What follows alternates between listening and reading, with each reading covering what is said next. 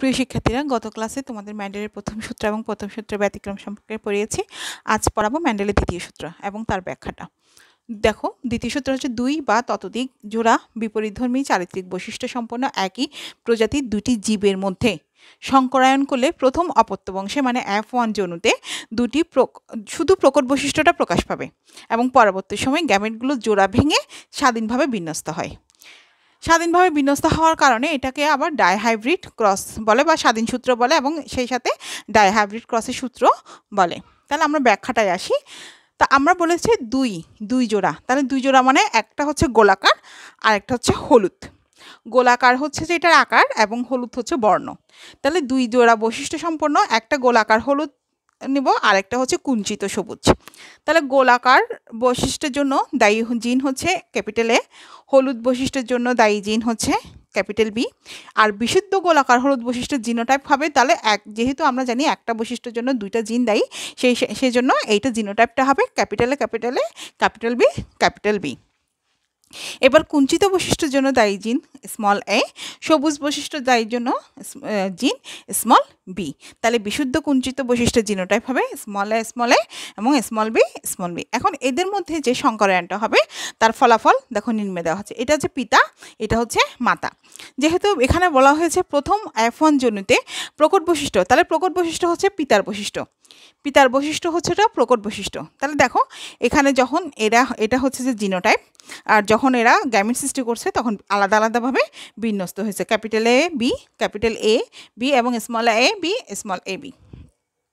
এবার F1 জনুতে দেখো ক্রস করানোর সাথে capital A small A, capital B small B, চারোটা যেটা আসছে সে প্রত্যেকটাতে capital A small B, small A, capital B small B.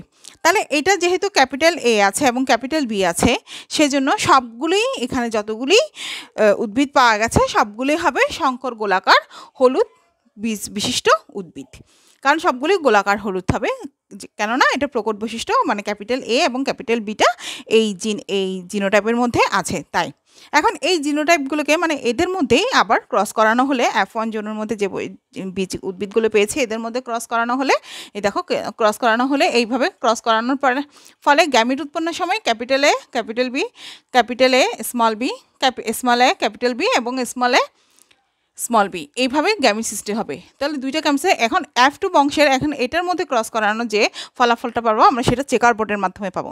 এটা নর্মালের মধ্যে হবে না, এটা একটা চেকার বোর্ডের মাধ্যমে পুরো ফলাফলটা দেখানো হচ্ছে। দেখো এদিকে হচ্ছে পিতা, এদিকে হচ্ছে মাতা, তাহলে সরি এদিকে হচ্ছে এদিকে হচ্ছে মাতা, এদিকে হচ্ছে পিতা।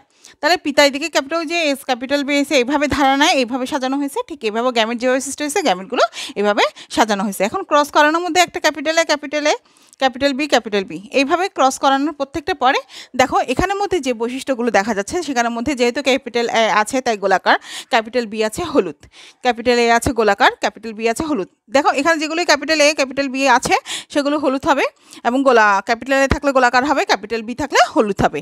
তাই এখানের মধ্যে আরেকটা দেখো এখানে ক্যাপিটাল এর কারণে গোলাকার হয়েছে, শুধু স্মল বি, যেহেতু স্মল বি আমরা কি বলেছিলাম সবুজ বৈশিষ্ট্যের জন্য দায়ী, তাহলে স্মল বি হওয়ার ফলে এটা হয়ে গেছে সবুজ। এরভাবে আবার দেখো এটাও ক্যাপিটাল এ থাকার কারণে এটা গোলাকার, স্মল বি থাকার কারণে সবুজ। এখন এখানে দেখো এখানে স্মল এ আমরা কিসের জন্য নিয়েছিলাম কুঞ্চিত বৈশিষ্ট্যের জন্য, তাহলে এখানে দুটোটা স্মল এ থাকার কারণে এটা কুঞ্চিত এবং ক্যাপিটাল বি থাকার কারণে এটা হলুদ, এটা সেমভাবে সেরকম। তারপর এখানে আরেকটা দেখো এখানে ক্যাপিটাল এ থাকার কারণে এটা গোলাকার এবং স্মল বি থাকার কারণে এটা সবুজ। তারপর এখানে স্মল এ কারণে থাকার কুঞ্চিত এবং ক্যাপিটাল বি থাকার কারণে হলুদ, আর এটা স্মল এ স্মল বি থাকার কারণে কুঞ্চিত সবুজ। তাহলে এইভাবে করার পর ক্রস করানোর পরে যে চেকার বোর্ডে যে এটা আসছে সেখানে হয়েছে 9টা হচ্ছে গোলাকার হলুদ, 3টা হচ্ছে গোলাকার সবুজ, 3টা হচ্ছে কুঞ্চিত হলুদ আর একটা হচ্ছে শুধু কুঞ্চিত সবুজ।